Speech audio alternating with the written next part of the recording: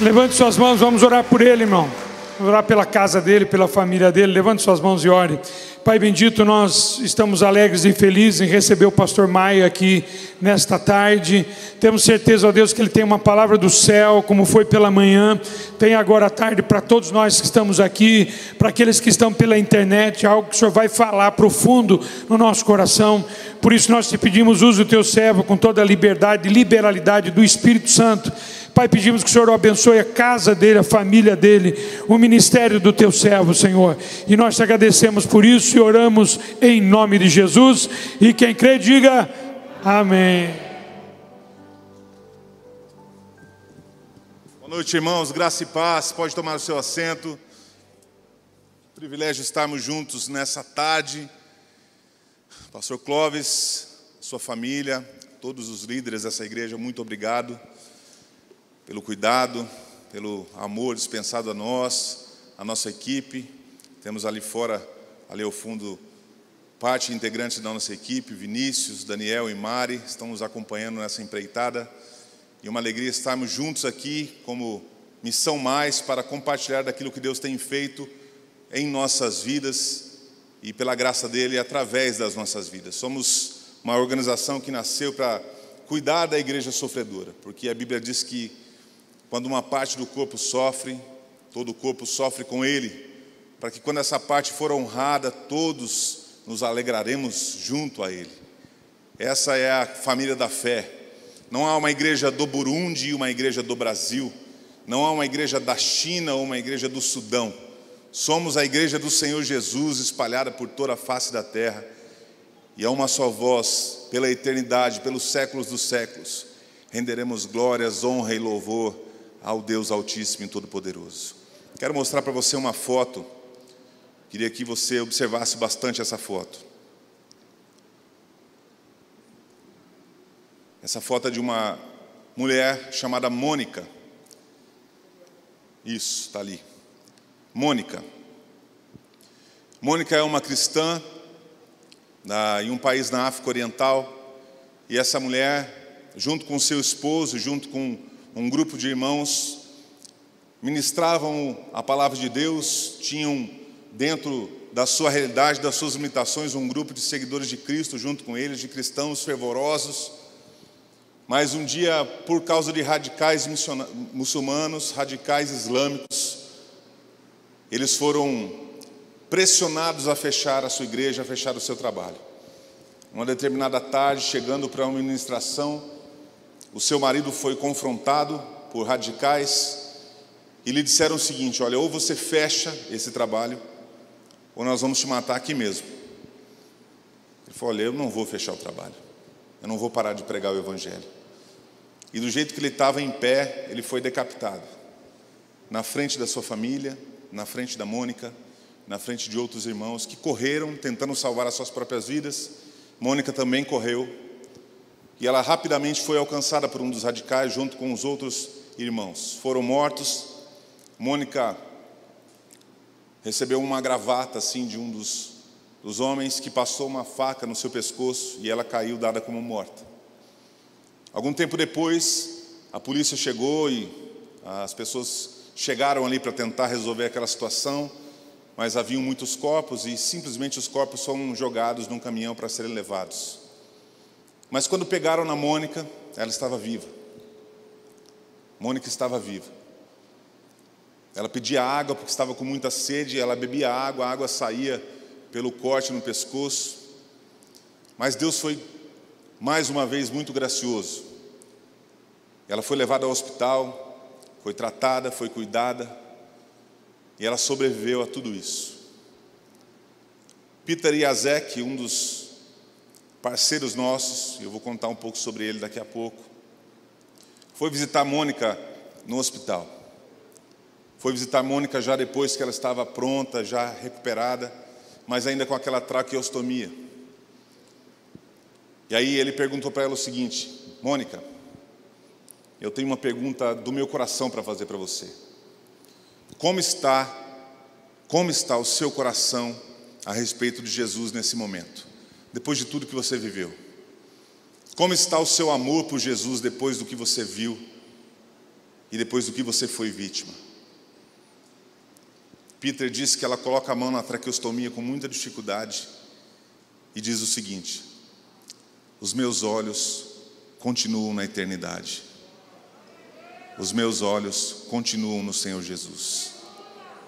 Eu vou repetir essa frase para você. Os meus olhos continuam na eternidade. Os meus olhos continuam no Senhor Jesus. Mônica hoje trabalha servindo mulheres vítimas da perseguição, viúvas da perseguição. Ainda com as suas limitações, ainda com suas dificuldades, os olhos dela continuam na eternidade, no serviço do reino, vivendo para a glória dele e para servir o próximo. Nesse momento nós somos parte de uma família de 300 milhões de cristãos como a Mônica, que sofrem por causa do seu amor a Cristo. Eu queria convidar você a assistir um pequeno vídeo, e esse vídeo de 2 minutos conta 3 histórias reais da Igreja Sofredora, as quais nós fazemos parte. Assista comigo, por favor, com o seu coração aberto.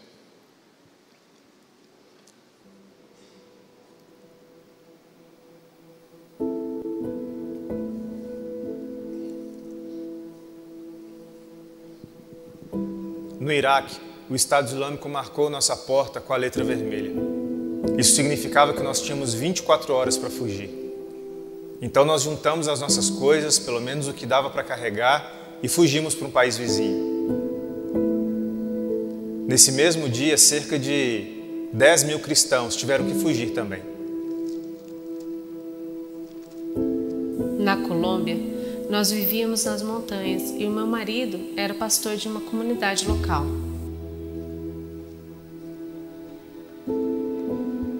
Um dia, os guerrilheiros chegaram e ordenaram que a gente fechasse a nossa igreja, mas meu marido se recusou, então ele foi assassinado na frente da nossa família. No meu país, no Sudão, durante muitos anos eu não consegui encontrar um emprego. Até mesmo um amigo meu, que é muçulmano, disse que não poderia me contratar, porque oferecer emprego para um cristão poderia colocá-lo em perigo.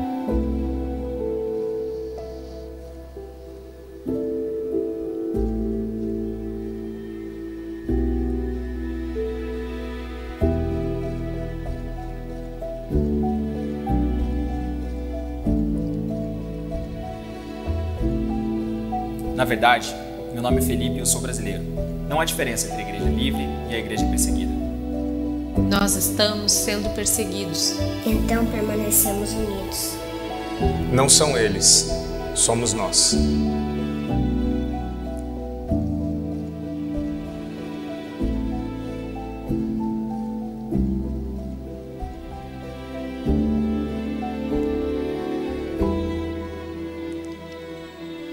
Exatamente isso. Não são eles que estão sendo perseguidos, somos nós. Peter Yazek, como eu acabo de dizer a você, é um dos integrantes da Voz dos Mártires. Você viu no final do vídeo que a Missão Mais hoje tem uma parceria no Brasil e pelo mundo afora com a organização Voz dos Mártires, uma das maiores organizações que servem a cristãos perseguidos. E esse livro conta a história do tempo que Peter Yazek ficou preso junto com integrantes do Estado Islâmico na mesma cela, sofrendo perseguição ainda dentro da prisão, mas conta de detalhes onde ele viveu e vivenciou experiências que ele nunca mais esqueceu e que tem tocado as nações. Um passo de fé, leituras da Bíblia. Pastor, ele ficou preso numa cela e o embaixador conseguiu trazer uma Bíblia para ele, ficou numa solitária. E ele já estava há quase 6 meses sem acesso à Bíblia. E uma das coisas que ele conta é que quando ele recebeu essa Bíblia, na solitária, de manhãzinha, batia um sol na janela. Tinha uma janelinha lá em cima.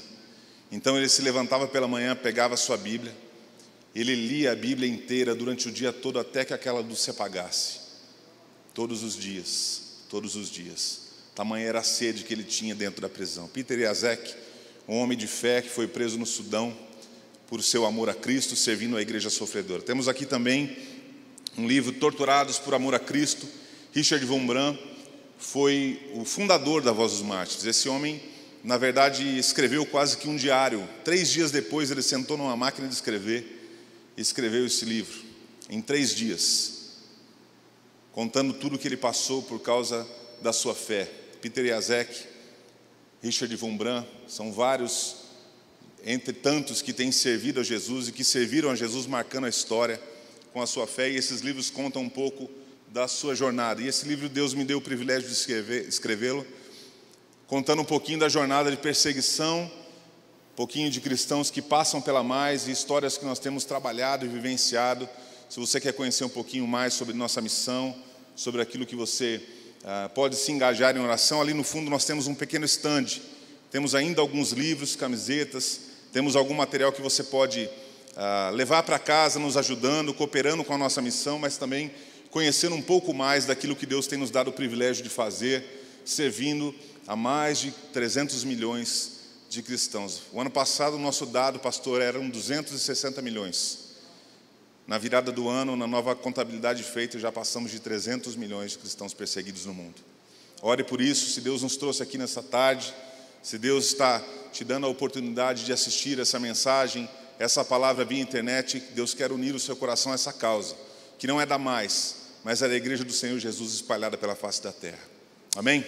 Abra sua Bíblia, por favor, em Atos capítulo 8.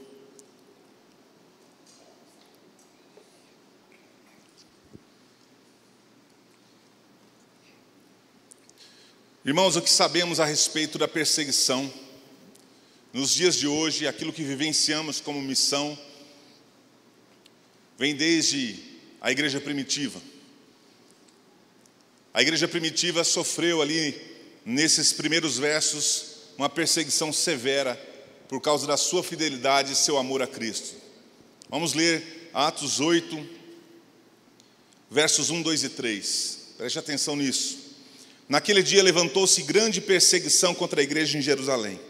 E todos, exceto os apóstolos, foram dispersos pelas regiões da Judéia e Samaria.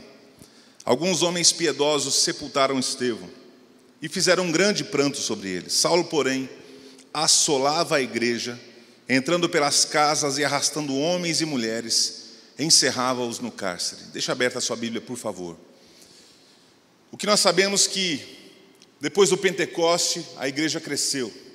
120, 3 mil, 5 mil, e Atos capítulo 2 já diz da multidão dos que creram. Era um o coração e a alma.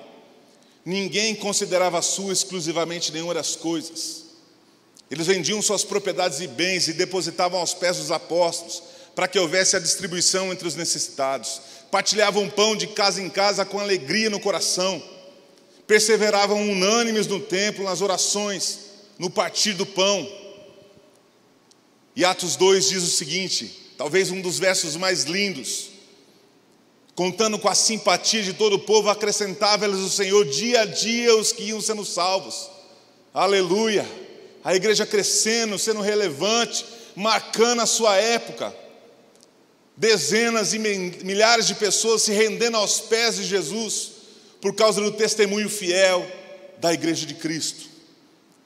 Uma lição preciosa que nós aprendemos: não importa a época, não importa a tecnologia, não importa a circunstância, quando a igreja é fiel ao Senhor Jesus, o Senhor vai acrescentando dia a dia os que vão sendo salvos.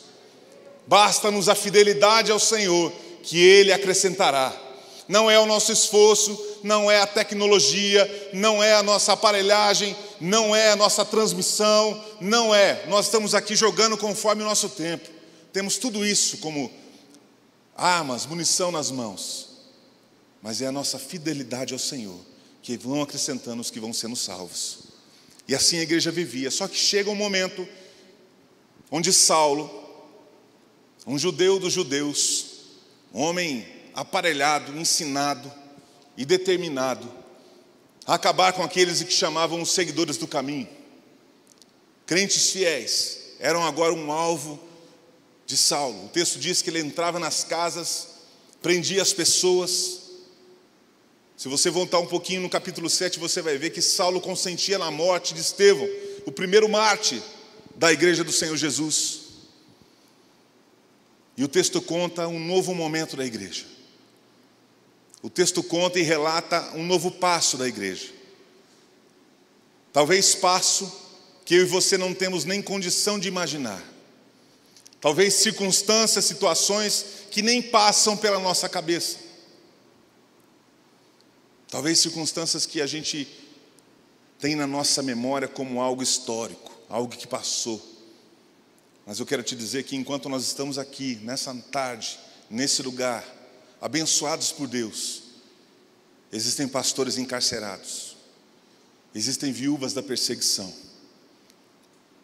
existe gente que está lutando todos os dias por causa do Evangelho. Eu quero te contar uma história que eu contei para o pastor hoje de manhã, na hora do almoço, de um diácono. Esse diácono, um dia eu quero abraçá-lo na eternidade. Se eu não tiver a oportunidade de abraçá-lo aqui, eu quero abraçá-lo na eternidade. Nós o servimos em parceria com uma outra organização, e ele estava no fundo da igreja num culto.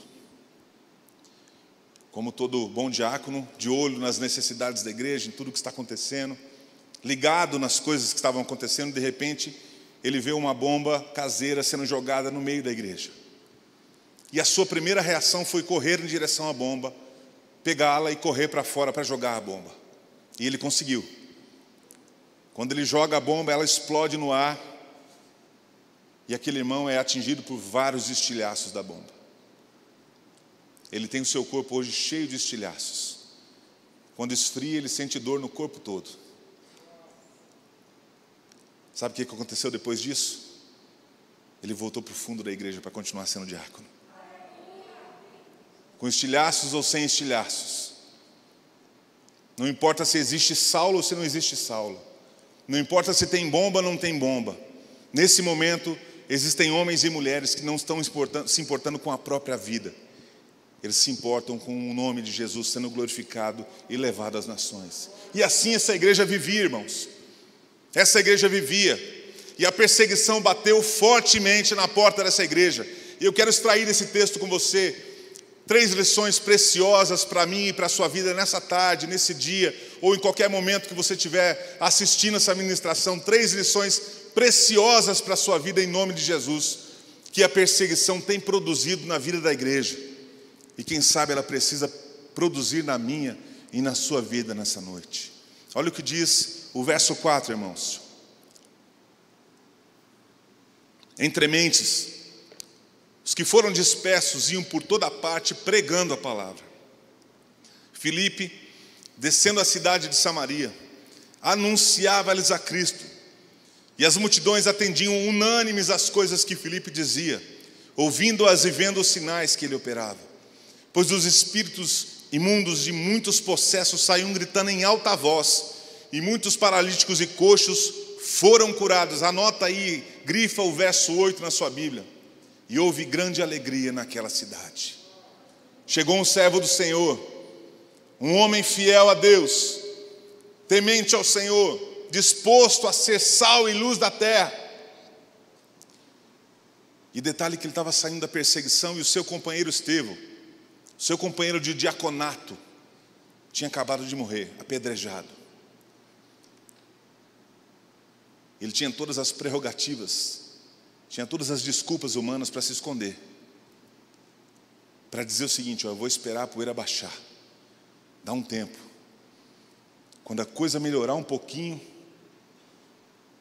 quando acabar o lockdown, eu vou sair de casa. A palavra diz que imediatamente, ao ser perseguido, ele saiu pregando a palavra. A primeira coisa que acontece na vida desse amigo, desse irmão, desse servo fiel em Cristo Jesus é uma superação vocacional no meio da crise. Nós precisamos entender de uma vez por todas qual é a nossa vocação como igreja. Mateus capítulo 24, Jesus conversando com seus discípulos, ele diz: mestre, qual será o sinal da sua vinda? E Jesus começa a trazer um relato poderoso das lutas e turbulências que a igreja passaria. Haverão terremotos, guerras, rumores de guerras, nação contra nação, reino contra reino. O amor de muitos vai se esfriar, vocês vão ser presos, mortos por causa do meu nome, e esse ainda não será o fim. Jesus tinha um discurso encorajador, né? Diz para mim. Aí no versículo 14, Jesus dá uma chave. Segura essa missão.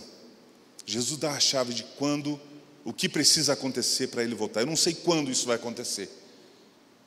Ele diz assim: será pregado esse evangelho do reino, para testemunhar todas as nações, então virá o fim. Eu não sei quando será, mas eu sei o que precisa acontecer para que ele venha. Quando ele fala a palavra nações, não são as nações que você conhece do mapa mundi. A palavra grega é ta etnê, são as etnias espalhadas pela face da terra, que passam de 17 mil etnias. E cerca de 40% dela ainda não ouviram falar de Jesus. Tem trabalho, irmão. Essa é a vocação da igreja. A vocação da igreja é anunciar o reino de Deus até que ele venha. É doar a nossa vida para que o nome dele seja glorificado e o nome dele seja pregado às nações, a começar na minha casa ou nas etnias que não conhecem o amor de Deus, que não tem uma linha do Novo Testamento traduzida para a sua língua. Meu irmão, o trabalho de tradução bíblica é longo. É longo. Depois que o missionário cataloga aquela comunidade, aquela etnia, ele passa a conhecer a fonética, porque normalmente a língua é ágrafa. Ele passa a conhecer a fonética, ele passa a produzir, a criar aquela língua. E até que ele passe para o tradutor. Eu conheci há algum tempo atrás um casal que estava traduzindo a Bíblia para uma etnia. E eles estavam felizes que depois de quase 20 anos eles chegaram em Romanos. Eu falei: filho, o Apocalipse chega e vocês não chegaram no Apocalipse ainda para traduzir. É muito longo. Graças a Deus hoje com a tecnologia são 12 anos em média para se traduzir a Bíblia. E Jesus disse que voltaria quando todas as nações, todas as etnias tivessem ouvido falar do seu nome. Essa é a vocação da igreja. E Filipe, cumprindo a vocação da igreja, porque ele tinha a parte no ID, na ordenança, que, como eu falei pela manhã, não é uma sugestão de Jesus, é uma ordenança do Senhor Jesus: ide e pregai o evangelho, fazer discípulos, batizando-os em nome do Pai, do Filho e do Espírito Santo, levando pessoas a amarem a Jesus acima de todas as coisas. E Filipe, sabendo disso, deixou a perseguição e saiu pregando a palavra, superou os seus medos, superou os seus traumas, superou as suas dores e continuou pregando a palavra. Chegando em Samaria, irmãos, os demônios batiam em retirada, coxos eram curados. E a Bíblia diz que uma multidão atendia unânime as coisas que Filipe dizia. Irmãos, falar com uma multidão hoje, eu posso olhar para essa câmera aqui e essa mensagem pode chegar em todo mundo, com as facilidades que nós temos. Mas falar para multidões no tempo de Filipe era outra história. Não tinha microfone, não tinha carro de som, não tinha internet, não tinha WhatsApp, rede social, não tinha nada. Ele era um pastor de multidões. E o texto diz, é enfático em dizer uma linha apenas, dizendo: houve grande alegria naquela cidade, porque alguém superou as suas crises, as suas dores, por causa da sua vocação. Nós atendemos um menino no Uzbequistão, há muitos anos atrás. E esse menino de 16 anos foi preso. O seu crime foi pregar o evangelho para o seu melhor amigo na escola. Quem tem 16 anos aqui? Fora eu. 16 anos. O que você fazia com 16 anos de idade? O menino pregou o evangelho para o seu melhor amigo. E o seu melhor amigo foi levado às autoridades, porque a família dele descobriu. E em países fechados para o evangelho, irmãos, a própria família mata, para que a família não tenha o seu nome envergonhado. A própria família entrega às autoridades. Aquele segundo menino evangelizado foi morto, e esse menino de 16 anos foi preso. Uma vez por dia passava um torturador na sua cela para torturá-lo.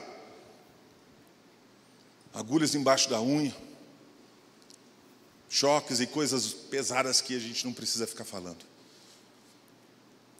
E a única coisa que eles queriam daquele menino é que ele negasse a Cristo. Se ele dissesse o seguinte: olha, eu nego a Jesus, ele voltaria para casa, encontraria a sua família, dormiria na sua cama, tomaria um banho quente, comeria a comida da mãe.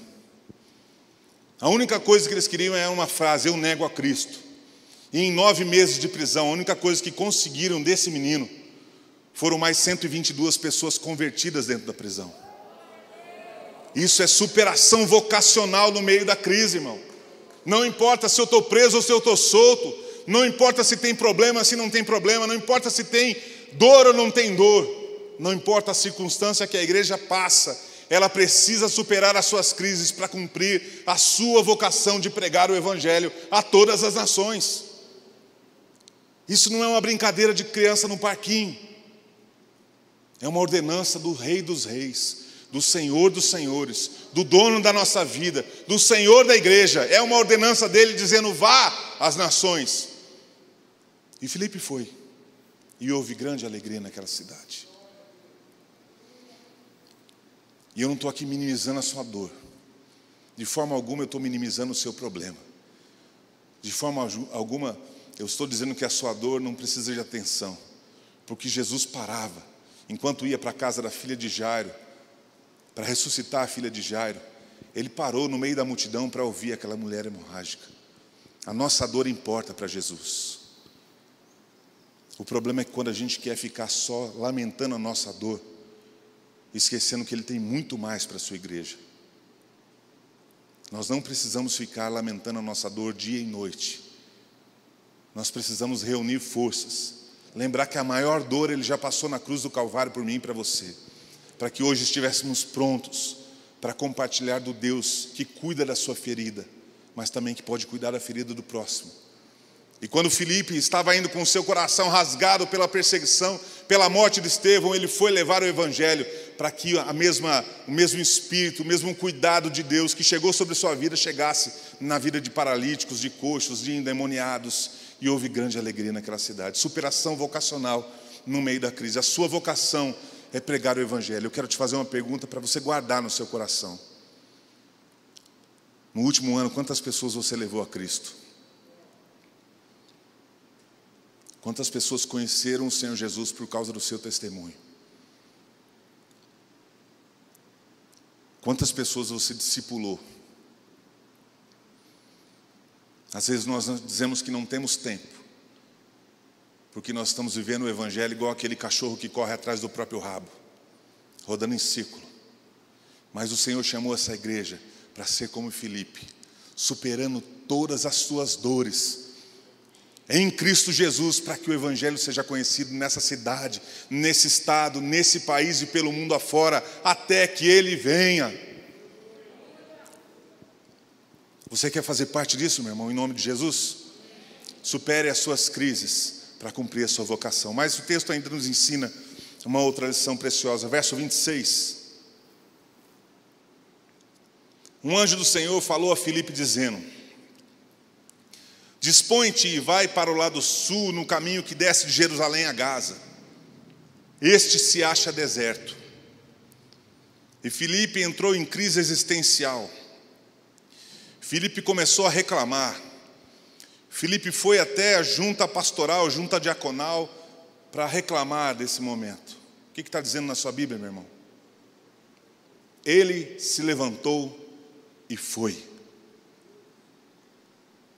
A segunda lição preciosa que a perseguição tem produzido na vida da igreja é a obediência incondicional ao Deus da história. Obediência incondicional ao Deus da história. Filipe tinha se estabelecido num lugar, tinha se tornado um pregador, um pastor, um discipulador, tinha se tornado uma referência do Senhor Jesus naquele lugar. Era um grande homem de Deus, e de repente chega um anjo e diz para ele o seguinte: olha, Filipe, larga o que você está fazendo aqui agora e desce em direção ao deserto. Vai para lá. É lá que Deus te quer agora. O mais interessante disso, irmão, que não teve mais nenhum detalhe na empreitada missionária. Vai para lá, que chega lá você vai ter uma equipe. Vai para lá que você vai ter um ministério para plantar uma nova igreja. Vai para lá que você vai ter irmãos em Cristo para começar um grupo familiar, uma célula, um núcleo, seja lá o que for. Não houve explicação, houve uma ordem. E a sua avó dizia, né? Manda quem pode, obedece quem tem juízo, não é isso? Parafraseando a sua avó, eu digo que manda quem pode e obedece quem tem temor a Deus. Não importa qual é a ordem, importa quem mandou. Não importa qual foi a ordem, importa quem está proferindo as palavras de ordem. Se o Senhor Jesus diz, vai ao deserto, e não te der nenhum detalhe, vai ao deserto, porque é lá que Ele te quer. Se o Senhor Jesus diz, entra por essa porta, porque é lá que Ele te quer. Se o Senhor Jesus diz, saia desse lugar e vá para outro, é lá que Ele te quer. Não questione, obedeça, bata a continência ao Senhor do Exército. Comentávamos hoje de manhã sobre Mohammed. Se você ainda não teve a oportunidade de assistir essa ministração do pastor Mário Freitas, Arão ou Mohammed, está no YouTube. Mohammed é um pastor sudanês que nós servimos, que foi um dos coordenadores do projeto de microcrédito que a Mais tem no Sudão. Mohammed era um ex-muçulmano, filho de um sheik de uma mesquita, que foi enviado como missionário islâmico. Quero abrir um parênteses aqui, irmãos. O mundo muçulmano tem missionários, pessoas treinadas, pessoas determinadas a islamizar o mundo. Acorda, igreja do Senhor Jesus. Acorda. O plano deles é islamizar a Europa em 30 anos. E o nosso plano precisa ser dobrar os nossos joelhos, como fizemos aqui.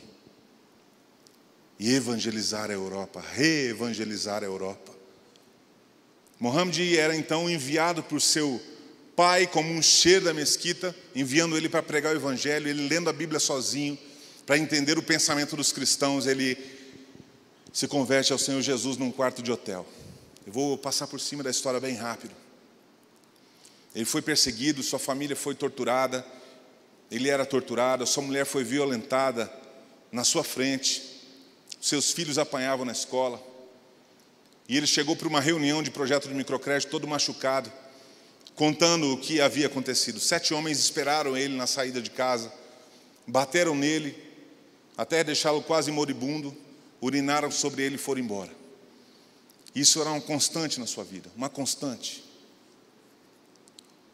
E quando o pastor Mário Freitas, naquela reunião, disse o seguinte: Mohammed, nós vamos levar você para o Brasil, porque você não pode mais viver aqui. Você precisa viver num país livre. Você precisa cuidar da sua família. Você precisa cuidar da sua saúde. Você precisa cuidar de você mesmo.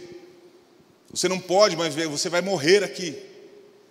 E a frase que ele disse, talvez seja uma das frases mais duras que eu ouvi na minha vida, irmãos.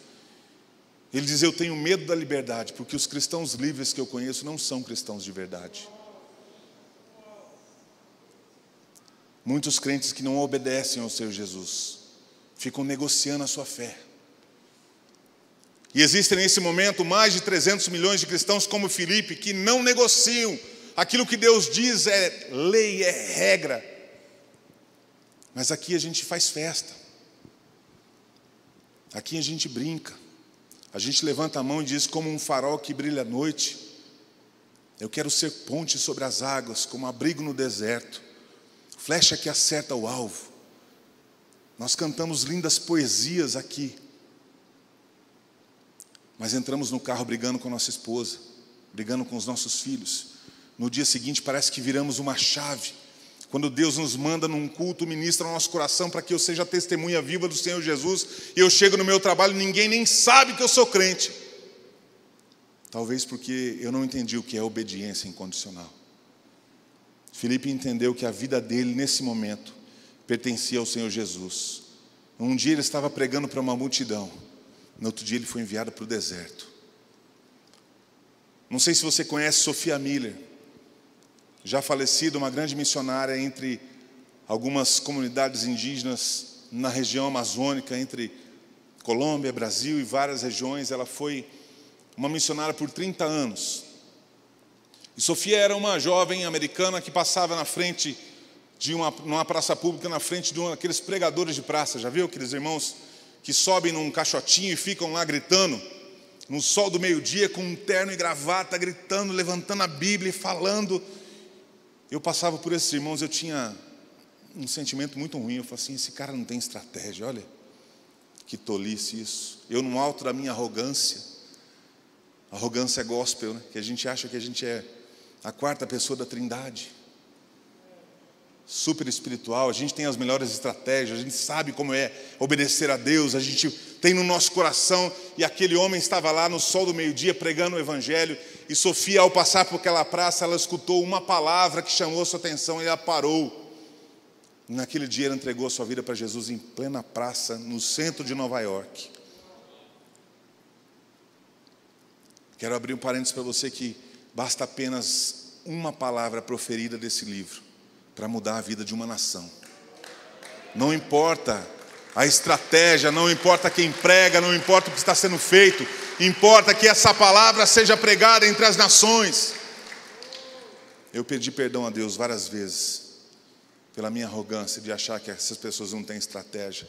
Enquanto eu estava passeando, vivendo a minha vida de crente, tinha um irmão lá doando o seu tempo. E Sofia Miller se converte naquele lugar, é discipulada, se torna uma missionária e vem para essa região ser um referencial do reino de Deus. Ela traduziu a Bíblia para várias etnias.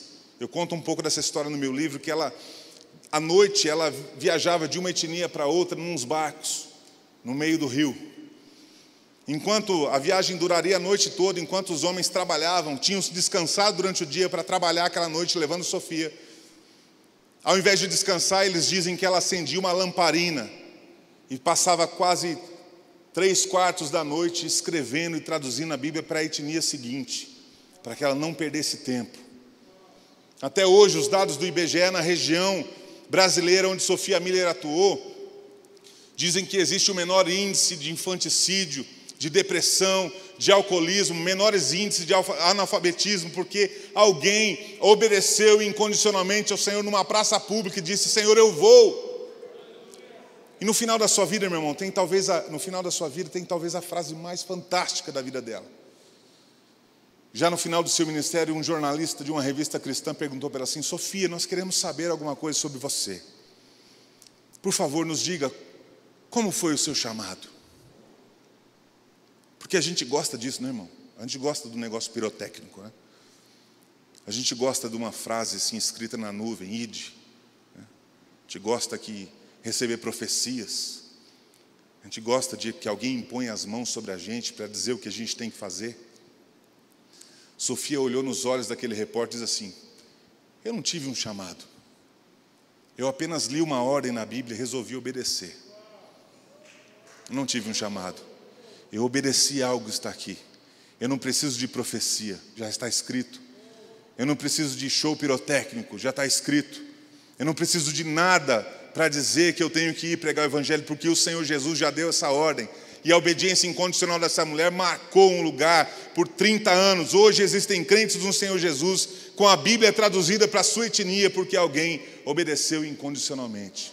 Homens e mulheres da igreja perseguida têm obedecido incondicionalmente todos os dias, a qualquer instante e em qualquer circunstância. E por causa de pessoas como eles, o evangelho tem chegado às nações. Países inteiros, lugares como a Arábia Saudita, um dos lugares mais fechados para o evangelho, também é um dos lugares onde a igreja mais cresce nos tempos atuais, porque pessoas obedeceram incondicionalmente ao Senhor. Mohamed, vamos sair daqui, Mohamed. Você vai morrer se você estiver aqui. Vocês não estão entendendo. Eu já morri. O que me interessa é que o Senhor Jesus seja pregado. Mohamed, você precisa ir embora daqui. Você não pode mais sofrer o que você está sofrendo. Aí ele diz assim: Jesus Cristo deu a vida dele pelo Sudão e eu não posso fazer alguma coisa menor do que isso. Obediência incondicional, irmãos. Mas a terceira lição que mostra um caráter precioso de Filipe está no verso 27. Eis que um etíope, eunuco, alto oficial de Candace, a rainha dos etíopes, o qual era superintendente de todo o seu tesouro que viera adorado em Jerusalém, estava de volta e assentado no seu carro vinha lendo o profeta Isaías. Então disse o Espírito a Filipe: aproxima-te desse carro e acompanha-o. Correndo Filipe, ouviu ler o profeta Isaías e perguntou: compreendes o que vens lendo? Ele respondeu: como poderei entender se alguém não me explicar? e convidou Filipe a subir e a sentar-se junto a ele. Verso 35.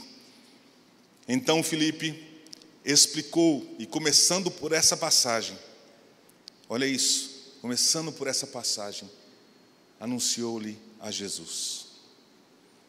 Irmãos, ele foi tirado de uma igreja, de ser pregador de multidões, de ser um referencial do Senhor Jesus numa cidade. Recebeu a ordem de um anjo para ir para o deserto, para pregar apenas para uma pessoa. A história não é sobre o status do crente. A história não é sobre o holofote que pode evidenciar as nossas ações. A história não é sobre o ministério efetivo ou poderoso que eu e você podemos realizar. A história é servir ao Deus da história. A história não é sobre mim, é sobre Ele. É tudo sobre Ele, é tudo para Ele. Porque dele, por Ele e para Ele são todas as coisas. Filipe foi mandado para o deserto e de repente o Espírito diz: olha, está vendo aquele carro lá? Corre atrás daquele carro. Ainda bem que não era eu, né, pastor? Você imagina se eu estivesse no deserto correndo atrás de um carro?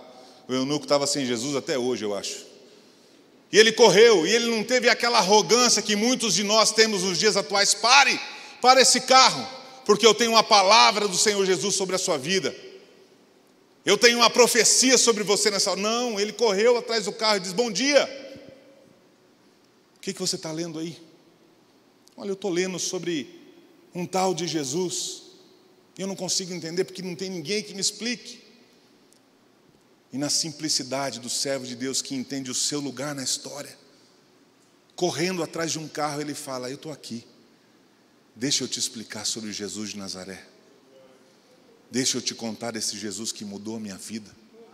Deixa eu te contar desse Jesus que transformou a minha casa, que me limpou dos meus pecados, que me deu uma nova vida, que me deu um novo propósito de vida, me deu senso de propósito. Deixa eu te contar dele. Deixa eu te contar que Jesus é poderoso para libertar você dos seus pecados. Deixa eu te contar que Jesus é poderoso para sarar a sua enfermidade, para tratar o seu caráter e o seu coração. A Bíblia não registra, mas a história registra que depois, na região da Etiópia, onde aquele homem estava, houve um grande avivamento. A pregação do Evangelho foi poderosa naquele lugar, porque um dia um homem entendeu que a história não é sobre ele, é sobre o Deus da história. Nós servimos um pastor no Paquistão. E o Paquistão é um lugar onde há uma certa dificuldade, porque há uma certa liberdade, mas uma liberdade vigiada o tempo todo, com muita opressão e pressão sobre os cristãos. E havia ali um pastor que fazia um baita de um trabalho, um grande trabalho na sua comunidade, levando o Evangelho. E um dia, voltando para casa, depois que tentaram incriminar esse homem de várias formas e não conseguiram, ele estava voltando para casa e 2 homens armaram uma cilada para matá-lo. Eles estenderam uma espada na altura que ele passaria com a sua moto para tentar decapitá-lo. E quando ele percebe a emboscada, ele se abaixa. E quando ele se abaixa, a espada pega na altura da sua boca e leva ele ao chão. Parte da sua língua caiu. Os homens correram rapidamente, levaram ele para o hospital. O médico foi sensacional, reconstruiu a sua língua, fez uma cirurgia. Hoje ele tem apenas uma cicatriz de fora a fora, de orelha a orelha. Esse homem ficou muito tempo no hospital, precisando de tratamento, de cuidado, principalmente do cuidado do Senhor sobre a vida dele. Mas depois de algum tempo ele recebeu a visita de um pastor que é parceiro da Mais, que trabalha exclusivamente com pastores perseguidos do Paquistão. E ele foi até o leito daquele pastor, daquele irmão, dizendo o seguinte: olha, estou aqui em nome da igreja do Senhor Jesus, para perguntar para você, como que nós podemos te ajudar? Pense na sua resposta, irmão. Se você tivesse sido alvo de uma decapitação, se a sua família estivesse em risco, se você estivesse sofrendo as dores da tentativa de um assassinato, qual seria a sua resposta? Como que você poderia responder? Eu tenho uma série de respostas que eu daria. Talvez cuide da minha família, me tire daqui, me leve para um lugar seguro, me arrume alguém para caminhar comigo aí, me tira para outra cidade, enfim, eu preciso de ajuda. E aquele homem, ainda com um pouco de dificuldade para falar, olhou nos olhos do pastor e disse o seguinte: olha, eu sei como é que você pode me ajudar. As Bíblias que eu uso para evangelizar aqui na região estão acabando. Você pode me trazer mais Bíblias? A história não é sobre mim. A história não é sobre você. É sobre o que Deus quer da nossa vida. A história é sobre o plano que Ele traçou para você. Não é sobre o seu conforto ou sobre a sua segurança. Não é sobre nossas dores, é sobre o que Ele traçou para você. Se Deus plantou aquele homem naquele lugar para pregar o Evangelho, custe o que custar, Ele o fará. Porque Ele tem essa convicção de que Deus é o Deus da história. E é para Ele que nós temos que mirar a nossa vida. Irmãos, não há possibilidade, naturalmente, humanamente falando, de entender e compreender essas coisas. Não há como ler a Bíblia e olhar para Filipe achando que ele é um homem normal, dentro de um senso normal. Mas eu admiro Filipe. Meu filho mais velho chama Filipe, igualzinho escrito aqui. Tamanha admiração que eu tenho por esse servo de Deus, que no meio da perseguição superou todas as suas crises e se tornou um referencial do Evangelho numa cidade. E que no meio dessa jornada ministerial, um anjo aparece para ele e manda ele para o deserto. E sem pestanejar, sem reclamar, sem dizer nada, ele obedece. Chega no deserto, ele vai pregar apenas para um homem. E ele corre atrás do carro com toda a humildade, anunciando o Evangelho de Jesus àquele eunuco. A perseguição tem nos ensinado ao longo do tempo, irmãos. Tem me ensinado a nossa equipe, ensinado a igreja do Brasil, a igreja aqui no Ocidente, de que a perseguição tem sido um fator preponderante para que a igreja avance. E quando eu escrevi aquele livro, eu pergunto a mim mesmo, será que eu preciso de uma perseguição para viver esse nível de cristianismo? Ou há como aprender como Filipe, como Mônica, ou como tantos outros pastores por aí, que Deus nos chamou, e independente da circunstância, o Evangelho tem que ser pregado. Será que eu preciso da perseguição para aumentar o meu nível de fé, o meu tempo de oração, o meu tempo de joelhos dobrados? Será que eu preciso da perseguição para aprender o que é obediência? Será que eu preciso da perseguição para aprender o que é a dedicação integral ao Senhor? Será? Talvez. Talvez. Em 2013, quando nós começamos a receber centenas de refugiados sírios e de outras nações, alguns pastores começaram a nos questionar, dizendo: olha, vocês estão trazendo para cá esses inimigos. Cuidado, hein? Cuidado que você está trazendo terroristas para o Brasil. Chegou ao cúmulo de circular pela internet naquela época de que estava vindo um navio para o Brasil, mandado pelo mundo árabe, com mais de 1 milhão de terroristas, de muçulmanos. Eu fiquei pensando, que navio é esse para ter 1 milhão de pessoas, né? A igreja tem medo. Muitos pastores e líderes que eu prego falando da perseguição, eles falam: Senhor, que Deus nos livre da perseguição. Mas eu tenho me perguntado, será que eu não preciso ser perseguido? Será que meu evangelho, o cristianismo que eu vivo, não precisa ser confrontado? Será que eu e você hoje não precisamos ser colocados contra a parede para que extraiam de nós a nossa fé verdadeira e genuína, a nossa obediência genuína? Será que talvez você não precisa ser tirado do conforto, da sua zona de conforto, para saber o que é obediência real? A única coisa que eles queriam daquele menino era uma frase: eu nego a Cristo. E ele continuou pregando o evangelho dia e noite. Pregava o evangelho para torturadores.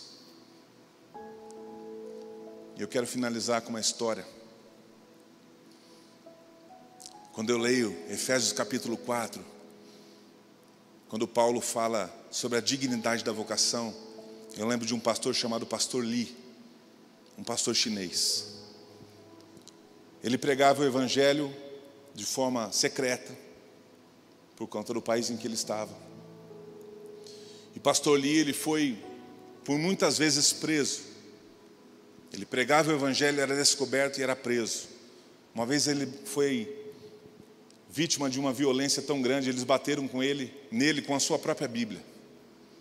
Pegavam a Bíblia dele e batiam no rosto dele, até que o rosto dele ficou deformado, apanhando com a própria Bíblia. Mas todas as vezes que ele saía da prisão, ele dava um jeito de voltar a pregar. Pastor Lee estava pregando numa região, numa comunidade em que ele ficou sabendo que ele estava sendo vigiado mais uma vez. Mas mesmo assim, numa terça-feira, ele saiu de casa para ir pregar nesse pequeno grupo familiar. Aí teve um momento de oração, aquele momento inicial, e quando ele abriu a Bíblia para iniciar o seu estudo bíblico, os policiais invadiram a casa para levá-lo preso mais uma vez. E naquela hora, o pastor Lee falou assim: 1 minuto, por favor, eu preciso levar minha mochila. Pega aquela mochila para mim, por favor. Os soldados: você está indo preso, o que você quer com aquela mochila? Por favor, pega essa mochila, eu preciso dela. E quando eles pegaram, curiosos para saber o que tinha na mochila, havia ali uma muda de roupas e um travesseiro. O que é isso? Uma muda de roupa e um travesseiro? Eu falei: quando eu saí de casa eu sabia que ia ser preso, então eu peguei uma muda de roupa e um travesseiro para levar para a prisão. Quando eu trato com dignidade a vocação a que eu fui chamado, mesmo sabendo que eu vou ser preso por causa da minha fé, eu vou sair de casa para pregar o evangelho. Nem que eu leve uma muda de roupa e um travesseiro para estar na prisão, eu vou sair de casa. O evangelho não é sobre mim, é sobre você, meu irmão. O evangelho não é sobre as nossas estruturas pessoais. O evangelho é sobre a história de um Deus de amor que enviou o seu Filho para morrer pela humanidade. E morreu por mim e por você, mas por tantos outros que estão à nossa volta. A minha oração nessa tarde, nessa noite, é para que eu e você possamos superar as nossas crises para cumprir nossa vocação como igreja. A minha oração nessa noite, nessa tarde, é para que eu e você possamos, em nome de Jesus, olhar para o Deus da história e não para a gente. Parar de olhar para as nossas próprias necessidades e medos e olhar para o nosso Redentor e Salvador. Ele está te chamando. Você aceita? Ele quer envolver você com a causa do reino. Você aceita? Ele não precisa de mim ou de você, mas Ele está te convidando a si mesmo. Você aceita? É um convite de amor, irmãos. É um convite de amor que aquele que te tornou uma nova criatura agora quer te tornar um embaixador do reino. Aquele que limpou os seus pecados e transformou você, tirou você das trevas e trouxe para a maravilhosa luz dele. Esse mesmo Deus está falando assim: agora faça isso. Leve essas boas novas ao próximo. É para isso que você está aqui, meu irmão. O seu trabalho é para a glória de Deus e para o avanço do reino. O seu recurso financeiro é para a glória de Deus e para o avanço do reino. A sua faculdade, a sua formação acadêmica, a sua expertise é para a glória de Deus e para o avanço do reino, para mais nada. Não perca tempo com outra coisa em nome de Jesus. Obedeça incondicionalmente, porque Deus está escrevendo a história. E eu não quero terminar a história sem ter tido o privilégio de obedecer e participar disso. Quero orar com você. Quero, em nome de Jesus, orar por sua vida. Feche seus olhos. Faça uma oração agora.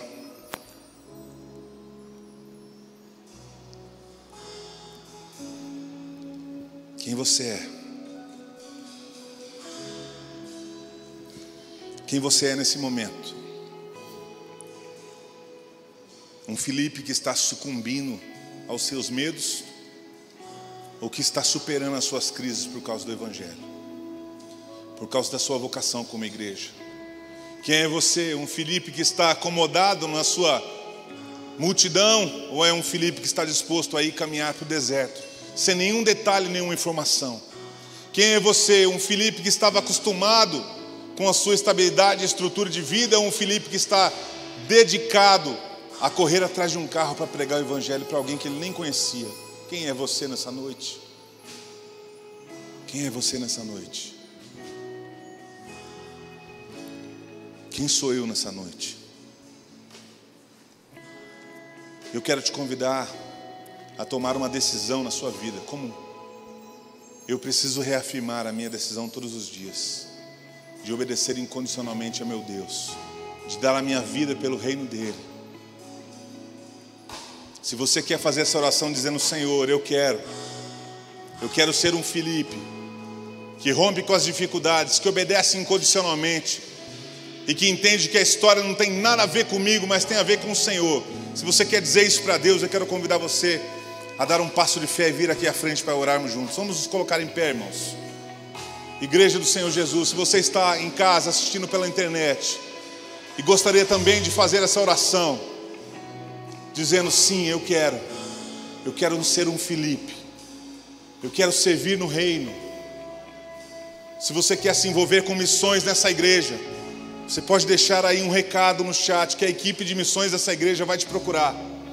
Mas se você que está aqui hoje conosco deseja romper todas as suas dificuldades e barreiras para se tornar um responsável pelo avanço do evangelho na sua cidade, na sua casa, nesse estado, no país e pelo mundo afora, venha à frente num passo de fé.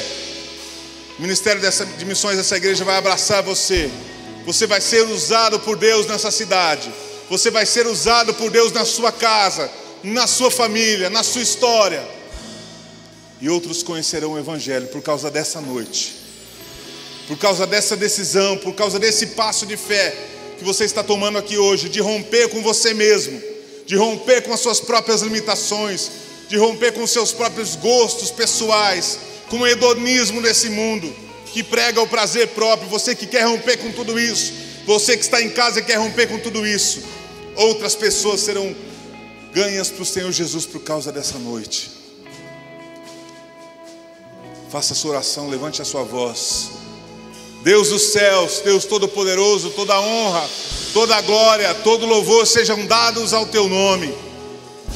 Nessa noite estamos aqui prostrados diante do Senhor, com o nosso coração prostrado na Tua presença, declarando nossa fragilidade, declarando nossa indignidade, declarando, ó Deus, que nada somos sem o Senhor, declarando, ó Deus, num passo de fé que nós dependemos única e exclusivamente do Senhor. Declaramos que nós precisamos, ó Deus, nessa noite, romper com todas as nossas limitações, com toda a nossa estrutura pessoal, humana, frágil, pecaminosa, para obedecermos ao Senhor incondicionalmente. E estamos aqui em pé, diante do Senhor, para declarar isso, ó Deus. Usa-nos como Filipe, usa-nos como Filipe, usa-nos como o Senhor tem usado tantos homens e mulheres na história, para a pregação do Evangelho de forma incondicional, irrestrita e dedicada. Nós oramos, ó Deus, por cada pessoa que veio aqui em frente. Oramos por aqueles que tomaram a decisão assistindo esse culto pela internet. Levanta nessa igreja, ó Deus, homens e mulheres dispostos a romper as nações, a pregar o Evangelho nos quatro cantos desse país e desse mundo afora. Mas, ó Deus, que em nome de Jesus possamos guardar no nosso coração, Pai. Não permita que isso fique na emoção ou na mente, mas que isso crie raiz no nosso coração, para a glória do Teu nome e para o avanço do Evangelho, em nome do Senhor Jesus, em nome do Senhor Jesus.